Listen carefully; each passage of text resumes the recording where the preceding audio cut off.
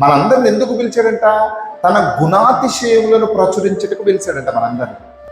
పిలిచినాక ఈ గుణాతిశయములు ప్రచురిస్తున్న మనందరం ఎవరంట? రాజులైన యాజక సమూహం అంట. అంటే మీరు ఆలోచించండి, అంటే ఒక రాజు ఒక రాజ్యాన్ని పరిపాలిస్తున్నప్పుడు ఎంత అధికారము ఆ రాజుకుంటుందో, ఎంత విలువ ఆ రాజుకుంటుందో, ఇక అంత విలువ ఒక క్రైస్తవుడికి ఉందంట, వాక్యం చెప్పే క్రైస్తవుడికి. కానీ ఈరోజు క్రైస్తవుడిని ఎలా చూస్తున్నారు సమాజంలో? క్రీస్తుని నమ్ముకున్న వాడిని ఎలా చూస్తున్నారు సమాజంలో? అలా చూడడానికి కారణం ఏంటంటే ఆ క్రైస్తవుడే. ఆ క్రైస్తవుడు మాట్లాడే విధానము, ఆ క్రైస్తవుడు చెప్పే విధానము, ఆ క్రైస్తవుడు చూపిస్తున్న విధానాన్ని బట్టి ఎదుటి వ్యక్తి దేనికి పనికిరాని వారిగా చూస్తున్నాడు క్రైస్తవుడు.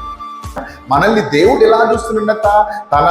తన గుణాతిశయములను ప్రచురించుట నిమిత్తమే మనల్ని ఏర్పాటు చేసుకున్నాడంట. మరి ఏర్పాటు చేసుకున్న మనము తన గుణాతిశయంలో ఏదో సమాజానికి ప్రకటించగలుగుతున్నామా?